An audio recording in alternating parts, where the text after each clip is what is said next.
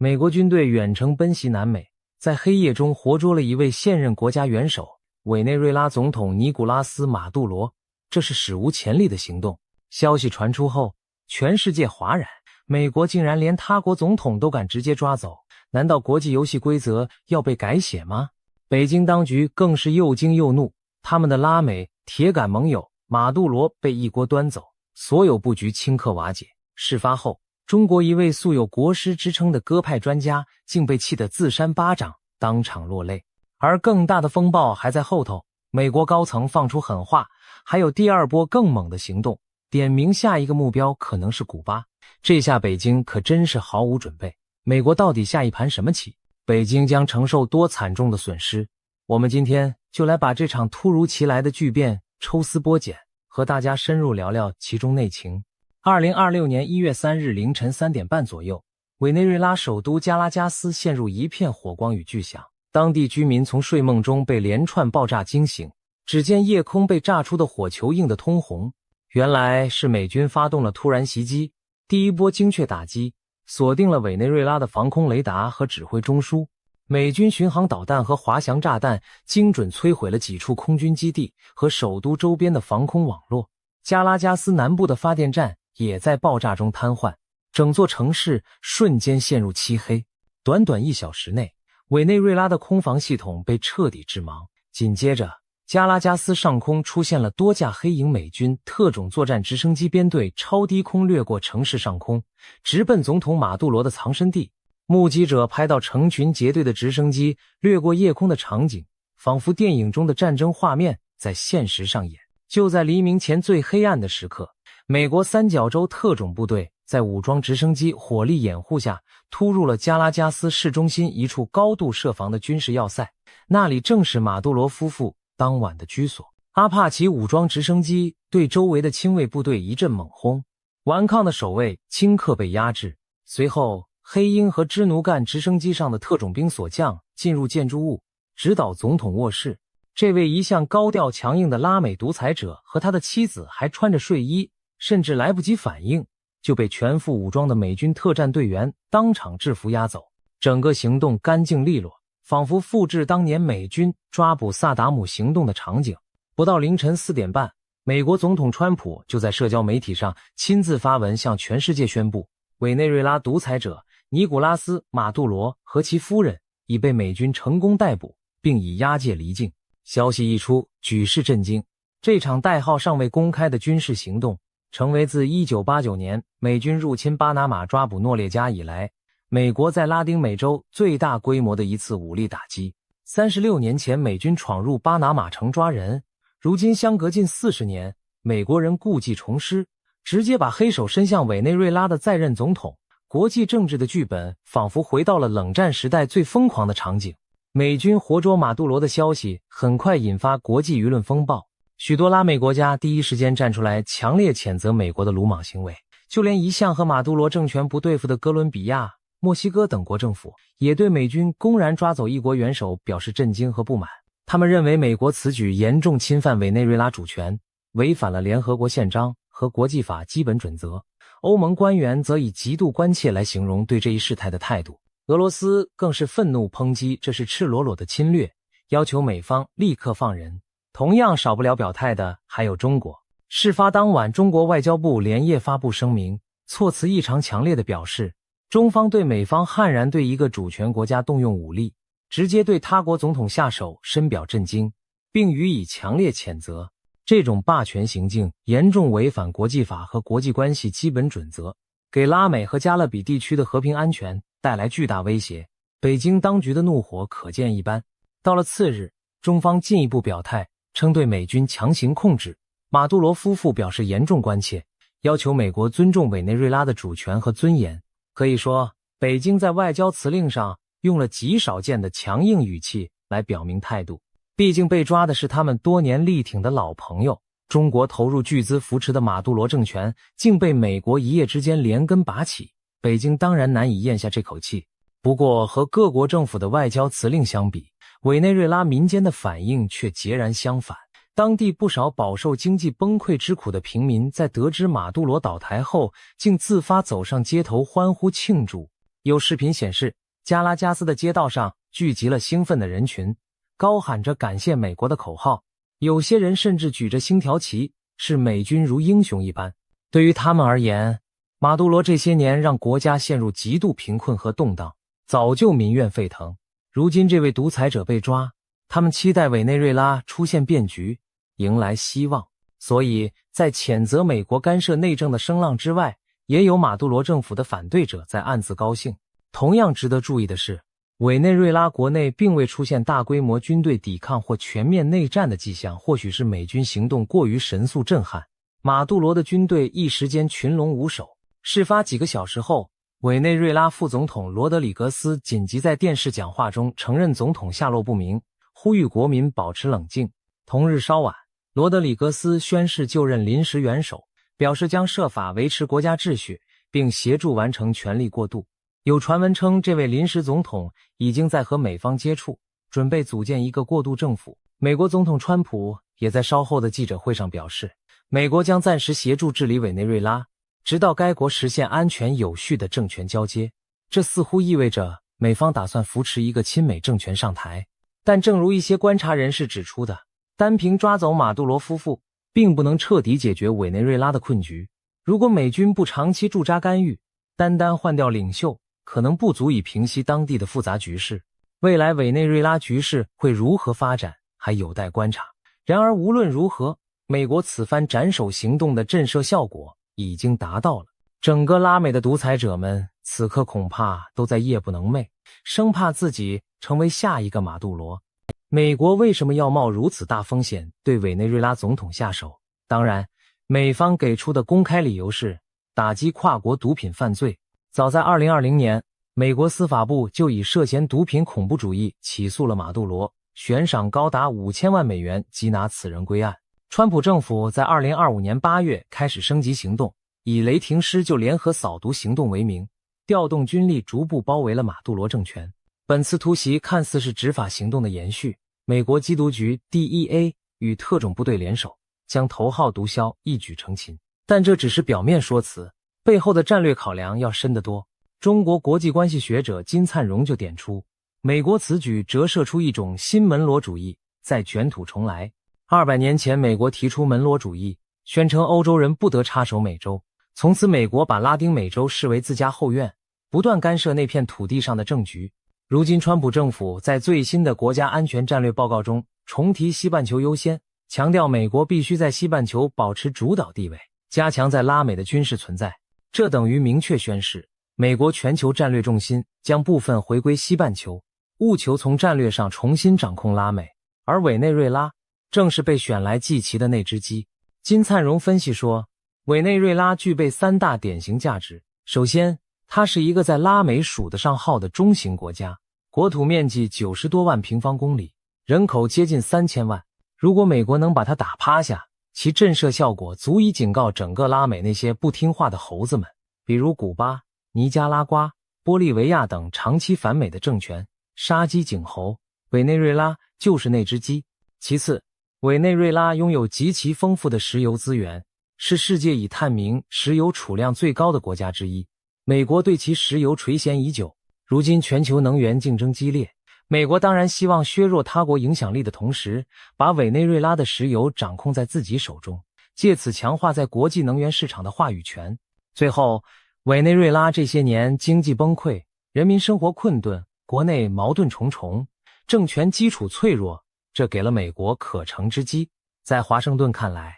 马杜罗政权早就是摇摇欲坠的烂房子，只需要美军轻轻一推就能轰然倒塌。事实证明，美国的计算8、9不离10。总体而言，从政治威慑、经济利益到行动可行性3方面考虑，委内瑞拉都成了最理想的目标。美国人借此一箭3雕，既铲除了眼中钉，又给整个拉美上了一课，还顺带收割了战略资源。需要指出的是，美国此次行动还有更深一层指向，那就是剑指北京和莫斯科在拉美日益增长的影响力。马杜罗政权被视为中国和俄罗斯在美国后院安插的一颗蝎子。这些年，委内瑞拉深陷经济泥潭之际，中俄两国不断伸出援手，以石油换贷款、军售合作等方式予以支撑。对华盛顿而言，拔掉马杜罗不仅是惩治一个独裁者，更是要敲打背后的大国对手。你们不要妄想在我地盘上搞势力范围。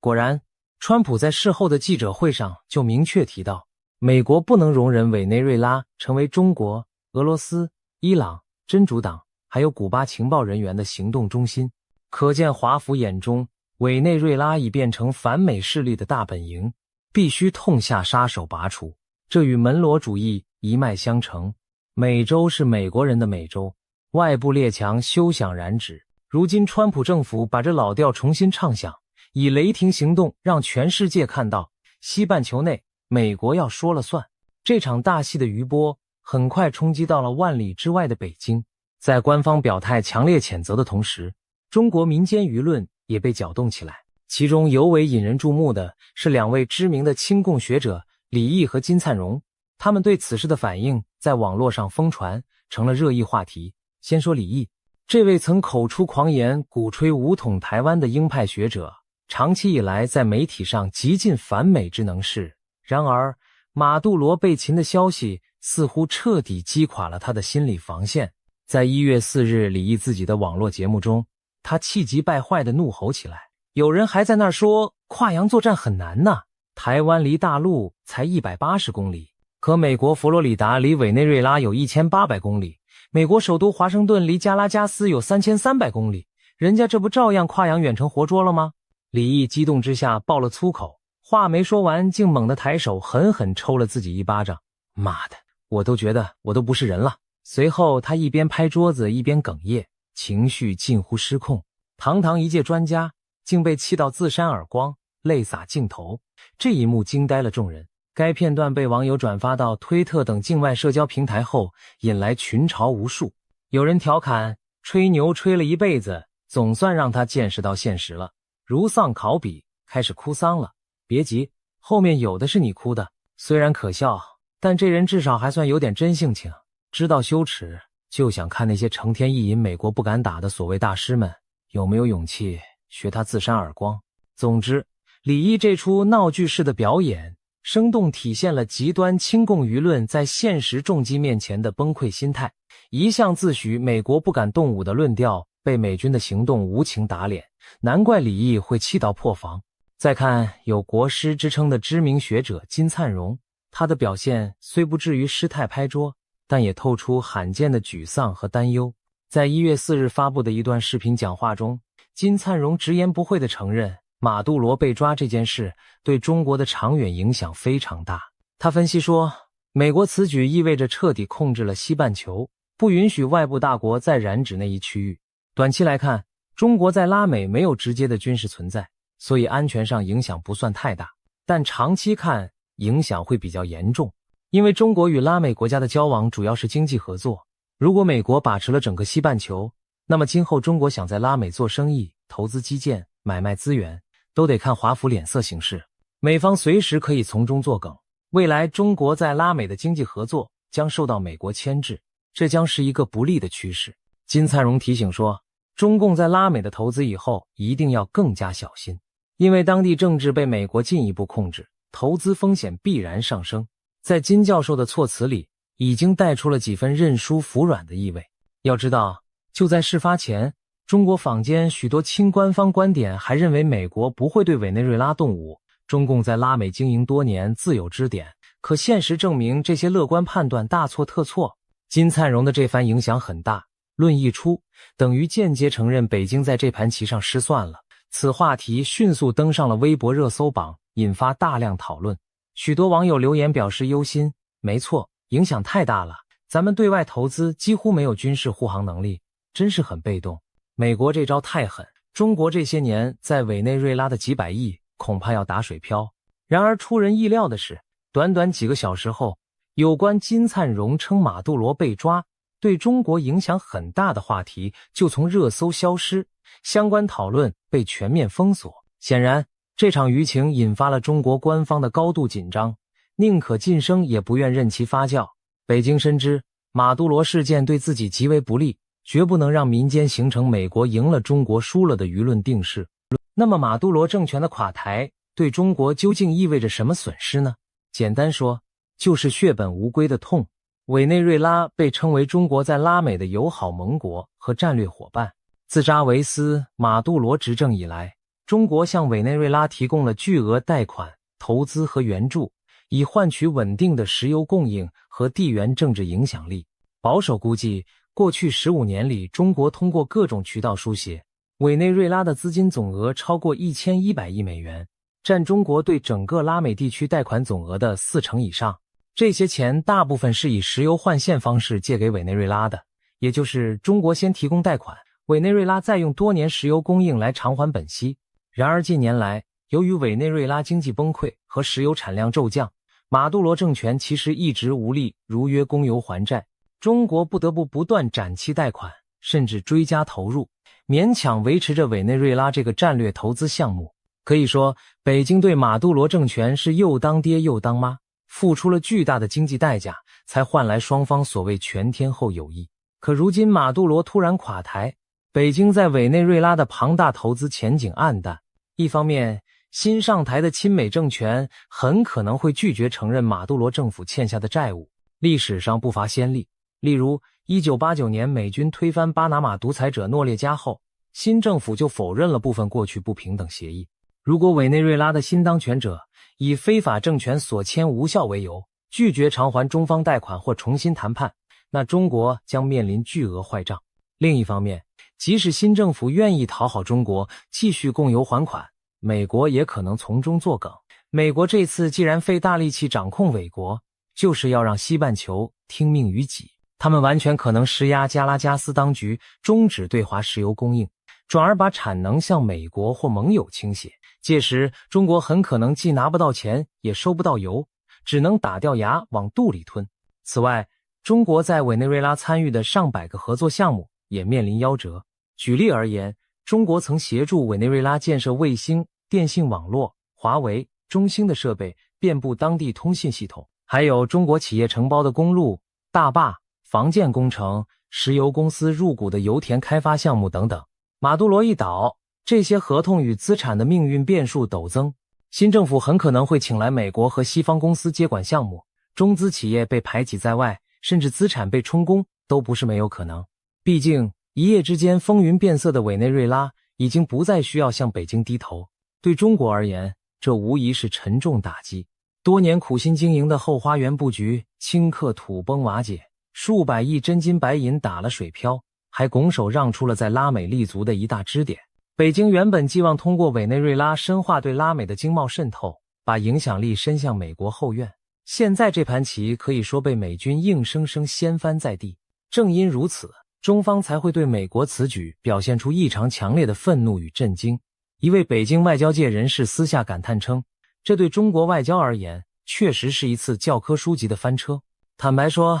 北京在委内瑞拉问题上的误判相当严重，他们没料到川普政府真的敢大动干戈，以为美国在拉美不会玩这么大。而现在，既成事实摆在眼前，中国除了谴责之外几乎毫无办法，损失已经无法挽回。这正是让北京最愤懑也最无奈之处。更让北京颜面扫地的是，这次事件中中国在情报和外交上的双重失利。原来就在美军突袭前的几个小时，马杜罗还曾高调会见了一位来自中国的特使。1月2日，中共中央派驻拉美事务特使邱小琪抵达加拉加斯，与马杜罗总统进行了亲切会晤。官方新闻稿称，中委双方讨论了超过600个合作项目，中方重申对马杜罗政府的坚定支持。谁能想到，这竟成为马杜罗被抓前最后一次公开露面。6个半小时后，美军的导弹就呼啸着落在了加拉加斯。据美国媒体透露，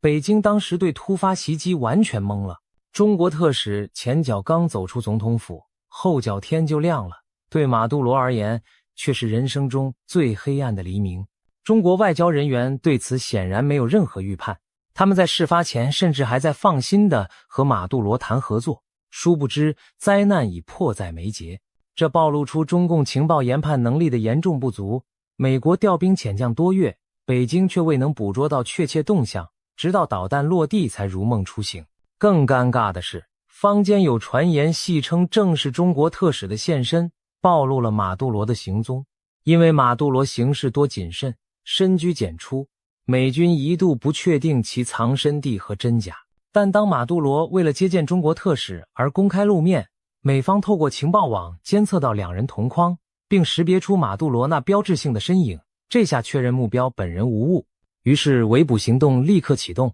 瓮中捉鳖。虽然这种说法带有调侃性质，但不无道理。美方行动时机之精准，仿佛对马杜罗的动态了如指掌，而中国特使突然造访提供了绝佳契机，未尝不是美方请君入瓮的一环。总之，北京这趟外交斡旋不仅毫无建树，反而闹了个赔了夫人又折兵。特使邱小琪在爆炸声中仓皇滞留，当地的狼狈也成为外界茶余饭后的笑谈。不少网友打趣说，美军千里勤王怎能伤及无辜，应给中国特使用专机护送去德黑兰，顺便让他陪哈梅内伊散散步，再接着送去平壤参观指导，让这位死亡特使把下一个独裁者也一锅端了。这番调侃固然夸张，却把北京的窘境刻画得入木三分。一心想营救盟友，结果适得其反，成了别人手中的无用棋子。北京多年精心策动的委内瑞拉外交，如今沦为国际笑柄，这对自诩崛起大国的中共而言，无疑是奇耻大辱。马杜罗落网后，华盛顿的强硬姿态丝毫没有缓和，紧接着美国政府高官们就开始对外释放出更具威慑性的信号。川普总统在记者会上明确表示，古巴可能会成为美国在该地区更广泛政策讨论的一部分。他的这番话被普遍解读为在暗示，下一个就轮到古巴。美国新任国务卿马可齐·卢比奥更是直言不讳地警告说，如果我是哈瓦那的当权者，现在至少应该有点担忧自己的处境了。卢比奥本身就是美国政坛著名的反共鹰派，对古巴、委内瑞拉等左翼政权一直主张强硬路线。他受川普提拔掌管外交后，显然准备在拉美大展拳脚。美国对古巴政权的敌意由来已久，但过去多停留在外交制裁和孤立上。这回卢比奥的话头一次让人们嗅到了武力威胁的味道。如果说拿下委内瑞拉是第一波，那么美国扬言针对古巴无疑就是更猛的第二波了。毕竟古巴共产政权经营超过一甲子，统治基础比委内瑞拉牢固得多，而且与美国隔海相望，战略地位敏感。一旦美方针对古巴动武，那将意味着在美洲大陆彻底拔除社会主义势力的最后据点，其冲击和风险都比委内瑞拉要高出许多。美国真的会对古巴下手吗？这个问题让无数人紧张。哈瓦那当局立刻严厉谴责美国对委内瑞拉的侵略行为，声言古巴人民永远不会屈服于帝国主义的威胁。同时，古巴全国进入高度戒备状态，防范任何突发军事冲突的可能。分析人士认为，美国短期内对古巴采取军事打击的可能性相对较低，因为古巴并不存在如马杜罗那样跨国贩毒的直接借口，而且美国社会对再次开辟战场也会有顾虑。然而，不容忽视的是，这种公开威慑所造成的心理震慑。经过委内瑞拉这一仗，美军说打就打的作风已让拉美诸国心惊胆战，哪怕不马上动武，仅仅是摆出随时可能出手的架势，就足以让古巴和其他反美政权噤若寒蝉，小心收敛。从这点说，美国的第二波攻势或许不需要真正开火，就已经在发挥作用。在古巴之外，川普政府连哥伦比亚左翼总统佩特罗也不放过。川普在记者会上用近乎粗鲁的语言警告佩特罗，最好小心点，指责他纵容毒品生产，把古柯碱大量输往美国。要知道，哥伦比亚可一直是美国在拉美的传统盟友之一，近期因意识形态分歧与华府有些不睦，但也绝非敌对国家，连盟友都被这样公开敲打，可见川普政府此次要在整个西半球掀起一场政治风暴的决心之大。华盛顿似乎在向所有拉美政府传递一个信息：顺我者昌，逆我者亡。这番气势让许多人回想起上世纪美苏角力时，美国在拉美频繁策动政变乃至直接出兵的历史。只不过此刻，能与之抗衡的苏联已不在，而另一个新兴大国中国正在远方手足无措地注视着这一切。美军活捉马杜罗事件对中国的战略打击是全方位的，它不仅令北京蒙受巨额经济损失，还撕下了中共全球扩张能力的遮羞布。多年来，北京以经济援助为杠杆，在亚非拉多国扶持侵华势力，自信满满地推进自己的大国棋局。但当对手挥起军事大棒时，北京却发现自己苦心经营的利益点脆弱不堪。一旦没有军事力量撑腰，那些用钱砸出来的盟友转瞬就灰飞烟灭。这对正寻求全球影响力的中国来说，是一次近乎残酷的现实教育。如今摆在北京面前的抉择是继续高投入经营海外准盟友，冒着哪天被美国挥拳打碎的风险，还是适当收缩触角，以免重蹈委内瑞拉覆辙。从现实看，中国短时间内还难以放弃对外扩张的企图，但势必要对策略做出调整了。可以预见，未来中方在拉美等地的投资将更趋谨慎，会刻意避开类似马杜罗这样高危的政权。毕竟谁也不愿巨资打水漂。然而，若北京就此退却，岂不等于拱手让出地盘？对习近平政权而言，咽下这口气绝非易事。种种迹象显示，北京正在通过外交和舆论手段试图挽回影响。他们一方面加紧在联合国安理会推动谴责美国的议程，试图制造国际压力，迫使美方自我克制；另一方面，也可能会在其他地区伺机反击，以牙还牙。例如，有观点猜测，中方或许会加大对美国在亚太敏感议题上的牵制，让华盛顿投鼠忌器，不敢在拉美肆无忌惮。更激进的声音则呼吁中国加速发展远程军事投送能力，未来才能对美国此类行动进行有效威慑。可是话说回来，在美国自家后院与之硬碰硬，几乎是不可能完成的任务。无论中国航母还是导弹，目前都鞭长莫及，难以在地理上触及拉美战场，而美国手握盟友网络与制海权，完全可以各个击破，分而治之。从这一角度讲，北京当下面对的是一个既无力阻止又无从报复的困局，或许只能寄希望于国际舆论的谴责和美国国内的掣肘力量，来暂缓新门罗主义的脚步。对全球格局而言，美国这次对委内瑞拉动武无疑是一个分水岭事件，它标志着以实力为后盾的丛林法则正在卷土重来，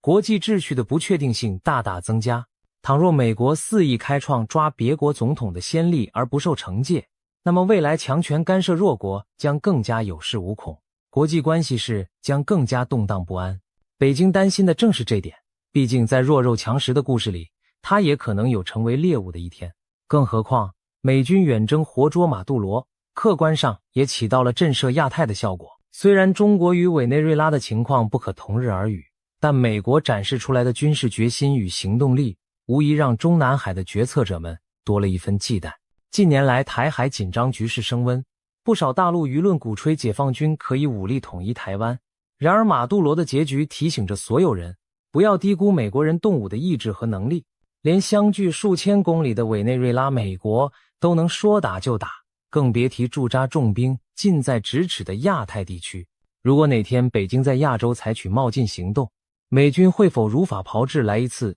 斩首打击？没人敢掉以轻心。当然，大国直接开战牵涉核风险，情况远比拉美复杂。但正因为如此，现在中美博弈更像是一场高风险的棋局，双方都在试探彼此的底线。川普此次在委内瑞拉的豪赌，无疑迫使北京重新评估自身的战略安全。总而言之，美军活捉马杜罗事件犹如一记响亮的耳光，抽醒了北京，也震动了世界。它让我们再次看到，国际政治从来是实力说话，拳头硬的规则可以暂时踩在脚下。美国借此机会重新强化了对自家后院的控制，顺带敲打了中俄等竞争对手。而中国则不得不忍痛吞下苦果，在拉美折翼受挫。更大的风暴或许仍在酝酿，倘若美国对古巴等发起第二波猛击，将给世界带来何等巨变。新一轮大国角力正悄然加剧，我们生活的时代似乎又走到了历史的一个关口。在这场环环相扣的国际博弈中，每一步都惊险万分。北京会如何调整策略，自处进退？华盛顿又是否会见好就收，还是继续强势出击？这些问题的答案将在未来的岁月中逐渐揭晓。可以肯定的是，经此一役，世界格局已经默默地改变了轨道。我们只能希望接下来的剧情不要滑向失控的深渊。然而历史的车轮往往不以人们的意志为转移，我们唯有拭目以待，见证这场21世纪的新大博弈将把人类带向何方。